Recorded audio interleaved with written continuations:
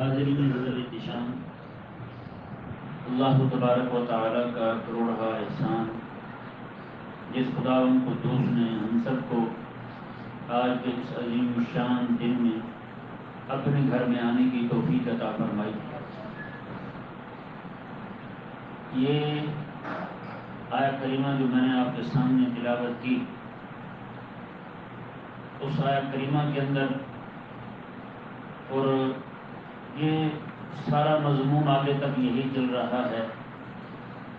سورہ مائدہ کی آیت نمبر 50 میں اللہ تبارک و تعالی نے ارشاد فرمایا، ان یہودیوں کو جو یہ کہتے تھے کہ کریم آقا صلی اللہ علیہ وآلہ وسلم اگر فیصلہ ہماری مرضی کے مطابق کریں تو پھر تو ہمیں قبول ہے۔ ہوا یہ کہ جو چور کی سزا تھی وہ اور زنا کی سزا حدود تقریباً وہی ہیں جو اللہ تبارک و تعالیٰ نے پہلے نازل فرمائی تھی۔ جو حکم ہمیں دیا ہے وہی انہیں دیا تھا۔ چور کی سزا وہاں بھی ہاتھ کاٹنا تھی، یہاں بھی ہاتھ کاٹنا ہے۔ یہودیوں کو یہی حکم تھا، نصرانیوں کو یہی حکم تھا، اور اسی طرح کر کے شادی شدہ زنا کر لے وہاں بھی سنسار کرنے کا حکم تھا، ہمارے ہاں بھی وہی حکم ہے۔ اگر کنوارا کر لے تو جو حکم وہاں تھا وہی حکم یہاں ہے۔ معاملہ یہ ہوا کہ یہودیوں کے ہاں انہوں نے رب تعالیٰ کے جو قوانین تھے ان میں ہیر پھیر کر لی تھی۔ انہوں نے غریبوں کے لیے قانون اور بنائے تھے، امیروں کے لیے اور بنائے تھے۔ یعنی جب بات غریب کی آتی تو پھر تو شریعت کی کرتے کہ شریعت نے کہا ہے اس کو سنسار کر دیا جائے، اور جب بات کسی امیر بندے کی آ جاتی، کسی ایسے بندے کی آتی جو نذرانے دیتا ہے، تو پھر بات جو ہے نا وہ اس کے لیے سزا ہلکی کر دیتے۔ کوئی امیر بندہ چوری کرتا، امیر بندہ کوئی زنا کرتا، اس کے لیے یہ ہوتا کہ اس کا منہ کالا کر دیتے اور گدھے پر بٹھا دیتے، گلیوں کے اندر چکر لگا دیتے، بس یہی سزا تھی۔ اور اگر کوئی غریب کرتا تو پھر اس کے لیے سزا اور تھی، اس کو پھر وہی سزا دیتے جو اللہ تبارک و تعالیٰ نے حکم دیا تھا۔ جو رب تبارک و تعالیٰ کا حکم تھا اسی حکم پر پھر وہ عمل کرتے، یعنی اسے سنسار کر دیتے اگر شادی شدہ ہوتا، اگر وہ کنوارا ہوتا تو پھر اسے وہی سزا دیتے۔ یہ یہودیوں کا عمومی مزاج بن گیا تھا، غریبوں کے لیے حکم اور امیروں کے لیے اور۔ خلاق کائنات نے انہیں ارشاد فرماتے ہوئے فرمایا، آفا حکم الجاہلیت یبغون، میں آپ کو میرا حبیب بھی آ چکا ہے، وہی احکامات جو رب تبارک و تعالیٰ نے نصرانیوں کو دیے تھے، یہودیوں کو دیے تھے، ان کی تجدید ہو چکی ہے۔ تو فرمایا کہ اب بھی تم جاہلیت والے احکامات جاری کرو گے۔ اب حکم الجاہلیت یبغون، یہ اب بھی جاہلیت والے احکامات چاہتے ہیں۔ اس سے ثابت ہوا ہے مبارکہ سے، اس کلام کا انداز یہ بتا رہا ہے کہ یہودی جاہلیت کے فیصلے چاہتے تھے، کیا غریب کے لیے اور امیر کے لیے اور۔ اب آپ ذرا خود اندازہ لگائیں، کیا آپ کے ملک پاکستان کے اندر جاہلیت والے فیصلے ہو رہے ہیں یا نہیں؟ ہو رہے ہیں نا جی؟ ہے جی، غریب کے لیے اور قانون ہے، امیر کے لیے اور قانون ہے جی۔ غریب جو ہے وہ صرف نام آ جائے اس کو کس نے چوری کی ہے، زندگی ساری باہر نہیں آتا ہے جی۔ اور امیر جو ہے وہ چوری چھوڑ پورا ملک بیچ جائے اس کا نام تک نہیں آتا۔ بتائیں، پوری کورٹ، سپریم کورٹ جو ہے ایک بندے کو ایک دن مجرم قرار دے کر ایک بندے کو گرفتار کرتی ہے، دوسرے دن وہی سپریم کورٹ اسی بندے کو پاک دامن قرار دے کر رہا کر دیتی ہے۔ میں نے کہا یہودیوں کا ہاں بھی یہی ہوتا تھا، یہودیوں کا ہاں بھی یہی ہوتا تھا۔ اب حکم الجاہلیت یبغون، وہ جاہلیت والے فیصلے چاہتے ہو۔ یہ ابھی کی بات ہے، پچھلے ہفتے کی بات آپ کو میں بیان کر رہا ہوں۔ کوٹ کے اندر ایک کوئی فلم ڈرامہ چل رہا ہے پاکستان میں، اس میں کوئی بےحیائی والے پارٹ ہیں، کچھ مطلب جتنی عوام برداشت کر چکی ہے اس سے کچھ زیادہ ہیں۔ یہ ناچنا ٹاپنا تو برداشت کر چکی ہے عوام، اس پہ غیر نہیں جاتی، جمعی جماعتیں کرتے رہے، یہ بھی عوام کو کچھ نہیں ہوتا، کچھ نہیں ہوتا، خیر ہے۔ اچھا اس پر مزید انہوں نے اضافہ کیا، کچھ اور انہوں نے بغیرتی کی، تو کسی بندے نے جا کے کورٹ میں کہا کہ جناب یہ جو معاملہ ہوا ہے یہ انتہائی بے حیائی والا ہے، یہ ڈرامے کو بند کر دیا جائے۔ آگے سے 2 جج صاحبان جو تھے، ان کا جو بینچ تھا، انہوں نے یہ ارشاد فرمایا کہ بے حیائی کیا ہے کیا نہیں۔ اس نے کہا یہ اقوام متحدہ کے دیے ہوئے فیصلوں کی روشنی میں یہ فیصلہ کیا جائے گا، یہ آپ لوگوں کی جو خواہش ہے نا وہ نہیں دیکھی جائے گی۔ مطلب کیا ہے کہ آپ مسلمان ہو، آپ کلمہ پڑھتے ہو، آپ کہتے ہو کہ ہمارے لیے رب کا قانون آگے ہے، رب کا حکم آگے ہے۔ انہوں نے کہا ہم یہاں یہ نہیں دیکھیں گے بلکہ یہ دیکھیں گے اقوام متحدہ جو ہے وہ اس بارے میں کیا فرماتی ہے۔ بتائیں، آپ سوچ سکتے ہیں؟ وہ کہتے ہیں کہ عالمی رائے عامہ جو ہے وہ کیا کہتی ہے، تو عالمی رائے عامہ کیا کہتی ہے بتائیں؟ جن کے ہاں جناب مرد اور عورتیں جناب بے لباس لگے پھرتے ہیں سارے، کسی کو حیا نہیں آتی، ان کو دیکھنا تم نے تو بتائیں بھائی آپ حکم الجاہلیت یبغون، میں تم جاہلیت کے فیصلے چاہتے ہو، یہ جاہلیت والے فیصلے ہو رہے ہیں یا نہیں ہو رہے آپ کے ملک کے اندر؟ رب تبارک و تعالی گھر کعبۃ اللہ میں میرے آقا صلی اللہ علیہ وسلم کے غلبہ پانے سے پہلے، مکہ مکرمہ میں غلبہ پانے سے پہلے کیا ہوتا تھا؟ وہاں پہ رب تعالیٰ کے گھر کعبے کا طواف کرتے ہوئے مرد اور عورتیں بے لباس ہو کے آتے تھے، بے لباس ہو کر طواف کیا کرتے تھے، کپڑے نہیں پہنتے تھے، رب کے گھر کی اتنی بے حرمتی کرتے تھے۔ بتائیں جی آج رب تبارک و تعالیٰ کے گھر کی وہ بے حرمتی ہو رہی ہے نہیں ہو رہی؟ آج مساجد کے اندر فلموں کی شوٹنگ ہو رہی ہے نہیں ہو رہی؟ بتائیں، تو جاہلیت والے فیصلے کون کر رہا ہے؟ جاہلیت کی طرف کون لے کے جانا چاہتا ہے؟ اسلام ان کو دھکیل رہا ہے جاہلیت کی طرف، یہ خود چاہ رہے ہیں یہ جو کام اس وقت کے ابو جہل اور ابو لہب کیا کرتے تھے وہی کام آج یہ لوگ کر رہے ہیں۔ اب دیکھیں جی حکومت طلب کرنا، اس کے بارے میں میرے آقا صلی اللہ علیہ وسلم کی واضح تعلیمات موجود ہیں۔ میرے کریم آقا صلی اللہ علیہ وسلم نے ارشاد فرمایا کہ کوئی بھی بندہ حکومت کا مطالبہ نہ کرے، حکومت کا مطالبہ یہ نہ کہ مجھے فلاں علاقے کا افسر لگا دیں، مجھے فلاں علاقے کا حاکم لگا دیں، مجھے وزیر اعظم بنا دیں۔ یا آقا علیہ السلام نے سختی کے ساتھ منع فرمایا۔ اسی طرح کہا کہ قاضی بننے سے بھی آقا علیہ السلام نے فرمایا، حضور نے ارشاد فرمایا کہ جس بندے کو قاضی بنایا گیا نا وہ ایسا ہے جیسے اسے الٹی چھری سے ذبح کیا گیا ہو۔ بتائیں، ایک تو ذبح کرنا ہی کرنا ہے سیدھی چھری سے، آپ بتائیں الٹی چھری سے ذبح کرنا نقصان دہ ہے یا سیدھی چھری سے؟ ایک بندے میں ذبح ہونا ہی ہونا ہے تو سیدھی چھری سے جلد ذبح ہو جائے گا، جان اس کی نکل جائے گی، اور الٹی چھری سے ذبح کیا جائے تو بتائیں وہ نہ مروں میں ہوا نہ زندوں میں ہوا، لٹکا ہی رہے گا، اذیت پہ اذیت برداشت کرے گا وہ بندہ۔ کریم آقا صلی اللہ علیہ وسلم نے یعنی کوئی بھی عہدہ قبول کرنے سے آقا علیہ السلام نے منع فرمایا، مانگنے سے منع فرمایا۔ ایک بندہ آیا حضور کے پاس کہنے لگا حضور مجھے فلاں علاقے کا حاکم بنا دیں۔ آقا علیہ السلام نے فرمایا جو ہم سے مانگتا ہے نا ہم اسے نہیں دیتے، جو مانگتا ہے ہم اسے نہیں دیتے، ہم اسے نہیں دیتے، کسی طرح کا اسے وعدہ نہیں دیتے ہیں۔ یہ میرے آقا علیہ السلام کا فرمان ہے۔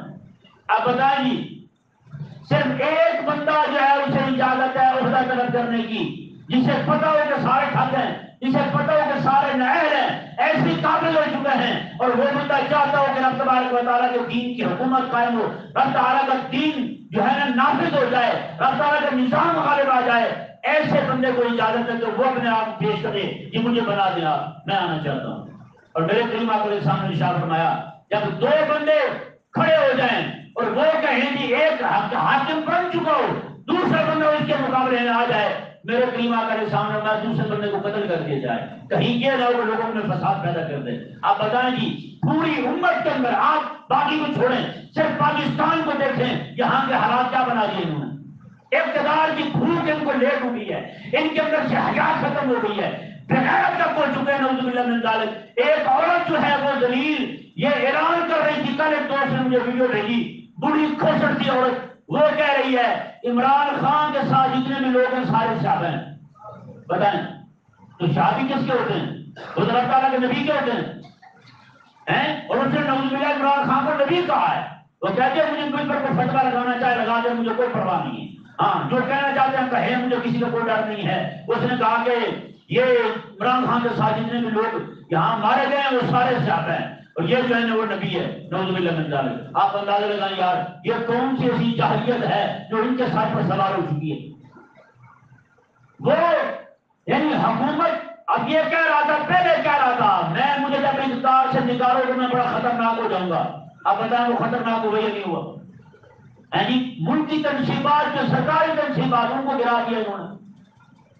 اور کریم آقا صلی اللہ علیہ وسلم نے ارشاد فرمایا عصبیت جو ہے، عصبیت جس بندے میں ہو، تعصب یہ ہوتا ہے یہ میرا اپنا ہے، غلطی کرے تو ٹھیک ہے۔ یہ سنیں جی ذرا حدیث پاک حضور کی، آواز آ رہی ہے میری سب کو؟ کئی بیچارے جو ان کے ساتھ تعلق رکھتے ہیں ان کے منہ مرجھا رہے ہیں، مجھے کسی کی کوئی پرواہ نہیں ہے، مرجھاتے رہیں، مجھے ہے حکم اعظم لا الہ الا اللہ، میں نے کلمہ حق کہنا ہے۔ یہ ہمارا وعدہ ہے کریم آقا علیہ السلام کے ساتھ، یا رسول اللہ جب تک زندہ رہیں گے آپ کا دین ویسے بیان کریں گے جیسے آپ نے گجال کے سامنے ٹھوک کے بیان کیا۔ ہاں کوئی پرواہ نہیں ہمیں کسی کی۔ میرے کریم آقا صلی اللہ علیہ وسلم حضور ارشاد فرماتے ہیں تعصب کیا ہے، سنیں جی ذرا، تعصب کیا ہے؟ تعصب یہ ہے کہ یہ میرا بھائی ہے، یہ غلط بھی کرے تو ٹھیک ہے، یہ چور بھی ہو تو ٹھیک ہے، یہ ناحق بھی ہو تو ٹھیک ہے، یہ باطل میں بھی ہو تو ٹھیک ہے۔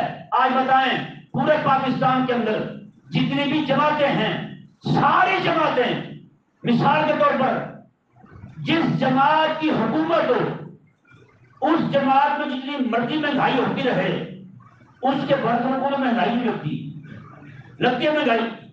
وہ جماعت جتنا مرضی ظلم کرتی رہے اس کے برتنوں کو ظلم لگتا ہے، ان کو حق لگتا ہے، وہ کہتے ہیں بالکل ٹھیک ہے۔ اب یہی دھرنے دینا انہی کی جب حکومت تھی تو یہ سب سے بڑا گناہ تھا۔ جیسے ان کی حکومت ختم ہو گئی ہے اب وہی جہاد بن گیا ہے۔ یہ ظلم نہیں تو اور کیا ہے؟ بیڑا غلط نہیں ہوا تمہارا، دماغ خراب نہیں ہوا تمہارا، اور کسی لیڈر کے پیچھے اتنا بھی نہیں چلا کہ بندہ اندھا ہو جائے اسے رب تبارک و تعالیٰ کا دین ہی نظر نہ آئے۔ یہ تعصب ہے۔ میرے کریم آقا کے سامنے ارشاد فرمایا جس بندے نے تعصب کی دعوت دی لیسا منا، اس بندے کو حضور فرماتے ہیں میں کہہ رہا ہوں لیسا منا، اس بندے کا میرے ساتھ کوئی تعلق نہیں، وہ چاہے اپنے آپ کو عاشق رسول کہتا ہے چاہے اپنے آپ کو جو مرضی کہتا ہے۔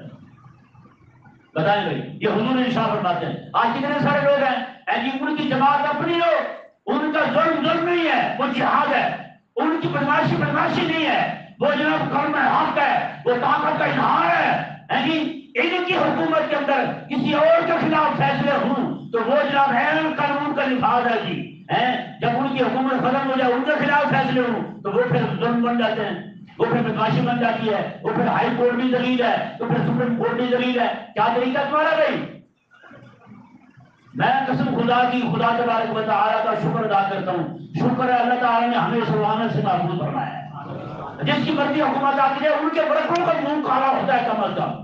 کیوں کہ ایک چیز 50 روپے کلو تھی اس کی حکومت آتے ہی 60 روپے ہو گئی تو لوگ ان کو تنگ کرتے ہیں، گلی محلوں میں ذلیل کرتے ہیں، منہ کالا ہوتا ہے ان کا، ہوتا نہیں ہوتا۔ شکر ہے خدا تبارک و تعالیٰ کا ہمارا کسی پارٹی کے ساتھ تعلق نہیں ہے، ہمارا تعلق صرف رب تبارک و تعالیٰ کے دین کے ساتھ ہے۔ ہمارا منہ کالا نہیں ہوتا کم از کم۔ یہ ہمیں کہیں بھی گلی میں جاتے ہوئے ہمیں کوئی تان نہیں دیتا، ہاں جی آپ کی جماعت نے یہ کر دیا ہے۔ میں نے کہا ہماری جماعت وہ ہے، رب تعالیٰ قرآن میں فرماتا ہے اولئک حزب اللہ، یہ رب کی جماعت ہے، الا ان حزب اللہ هم الغالبون، رب تبارک و تعالیٰ کی جماعت غالب آنے والی ہے، آئے گے غالب انشاءاللہ جب رب کا دین غالب آنے والا ہے۔ یہ جتنی بدماشیں ہیں ان کی ساری میں حقیقت کہہ رہا ہوں، یہ دجالی لوگ ہیں، دجال کے پیروکار ہیں۔ اب دیکھیں ذرا ایک بندہ بعض اوقات سوچتا ہے یار دجال جب آئے گا تو یہ لوگ دجال کے ساتھ کیسے کھڑے ہو جائیں گے، دجال کو خدا کیسے مانیں گے، دجال کو نبی کیسے مانیں گے؟ میں نے کہا جو عمران کو نبی مان چکا ہے وہ دجال کو مانتے ہیں، اسے کیڑے پڑیں گے؟ بتائیں بھائی۔ اور ان کی جماعت کے لوگ نعوذ باللہ من ذالک لڑکے جو ذلیل لگے پھرتے ہیں وہ منہ پہ کہتے ہیں، ایک لڑکا کہتا ہے کاش عمران خان میرا ابا ہوتا۔ میں نے کہا کاش ہرانے والی کون سی بات ہے، سیدھا کوئی ابا ہی ہے تمہارا، یہ کیا طریقہ ہو تمہارا؟ نعوذ باللہ من ذالک ان کی جماعتوں میں آپ ان کے مشورے میں جا کے دیکھ لیں، جہاں یہ جمع ہے وہاں پہ نعوذ باللہ عورتیں بے لباس ہو گھومتی نہیں۔ بتائیں عورتیں بے لباس ہو گھومتی نہیں، انہیں اپنی چھاتیاں کھول دی۔ بتائیں کیا بغیر کی بے حیائی اور فحاشی ہے یار؟ اندر سے جو بند نکل کے باہر جنسی آلودگی نکل کے باہر آ رہی ہے، لوگوں کو پتہ چل رہا ہے، لوگ پھر بھی اندھے ہیں، وہ پھر بھی عاشق رسول ہے، امیر المومنین بنا ہوا ہے۔ ان کے ماننے والے باقی جو ساری باتیں بعد میں ہیں، وہ جو سے نبی مان چکے ہیں، اور کیا کہیں گے بتائیں گے اس دن۔ اور ایک بچے نے تقریر کی ہے ان کے جلسے میں کھڑے ہو کے، اتنا بھی بندہ اندھا نہ ہو، ایک بچے نے تقریر کی ہے، اس نے کہا کہ دنیا میں صرف 2 عظیم ماں باپ ہیں جن میں رسول اللہ علیہ السلام کو جانا ہے، ایک وہ ماں باپ اور ایک عمران خان کے ماں باپ۔ بتائیں بھائی کیا اس سے پڑھ کر بھی کوئی اندھا ہوتا ہے بندہ؟ اب بھی کوئی بندہ ان کے پیچھے کھڑا ہو تو اس پہ زور دے میں، اور وہ اندھا بن کے بیٹھا ڈیول کے منہ والا باندر ہوا، وہ بیٹھا چپ کر کے، خندیر بیٹھا چپ کر کے، ان سے کوئی پرواہ نہیں ہے، اور لعنت ہے ان مولویوں کے پوچھے پر جو ایسی حال میں بھی اس کے ساتھ کھڑے ہیں۔ ملا پیر اس کے ساتھ بیٹھے ہوئے تھے جب یہ لڑکا بکواس کر رہا تھا، کہہ رہا تھا کہ رسول اللہ علیہ السلام کے والدین کے بعد وہ عظیم والدین آئے تو اس کے ماں باپ ہیں۔ بتائیں گے مجھے سمجھ نہیں آتی وہ بریلوی حلوے کھانے والے جو ہیں جو جاتی کا حلوے کھا کھا کے مرتے نہیں ہیں، وہ جو بار بار کہتے ہیں ہم غوث پاک کے، اور انہیں یہ نہیں پتا چلا کہ نبی غوث پاک کی گستاخی ہو رہی ہے۔ وہ جو بیٹھے ہوئے تھے وہ ہمیں پیر مولوی حرام خور ان کی بات کر رہا ہوں، انہیں دکھائی نہیں دیا؟ وہ کہاں ابو بکر اور عمر کے والدین، حضرت ابو بکر رضی اللہ تعالیٰ عنہ کے والدین، حضرت ابو بکر رضی اللہ تعالیٰ عنہ، حضرت عائشہ پاک رضی اللہ تعالیٰ عنہ کے بارے میں حضور نے ارشاد فرمایا آقا سامنا کو جو جنتی خاتون کو دیکھنا چاہتے ہیں وہ میری عائشہ کی ماں کو دیکھ لے۔ بتائیں بھائی عمران خان کے ماں باپ کے بارے میں کس نے کہا ہے؟ بتا نا بتا۔ اور پوری زندگی جس خاتون نے کسی غیر بندے کی آواز نہیں سنی، پوری زندگی جس خاتون نے غیر بندے کی طرف نگاہ نہیں اٹھائی، وہ عبد القادر جیلانی رضی اللہ تعالیٰ عنہ کی ماں ہے۔ بتا اس کی ماں ایسی تھی ہے؟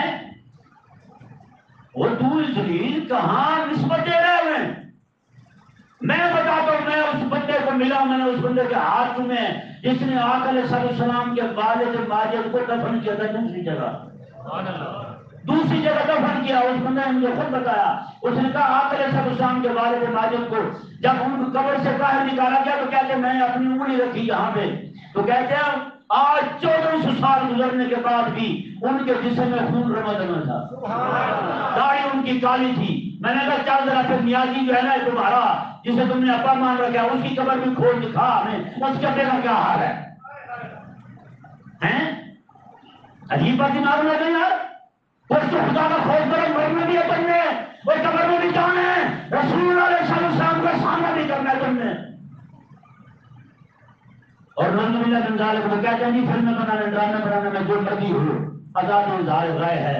میں نے کہا سارا آزاد اظہار رائے ہے تو تم پر تنقید کیوں حرام ہے؟ پھر تم پر تنقید کرنا کیوں گناہ ہے؟ پھر جب زرداری کے حکومتی زرداری کے خلاف ایک مزاحیہ نشر کرنے والے کو 6 مہینے قید کی کیوں؟ تم کو مقدسات ہو، تم معظمات دین ہو، ایک اللہ تعالیٰ کا دین تمہیں لوارث رہ جائے، تم مرضی آئے چلتا جائے، تم مرضی آئے بولتا جائے، حیا رکھنا ہے کسی کو؟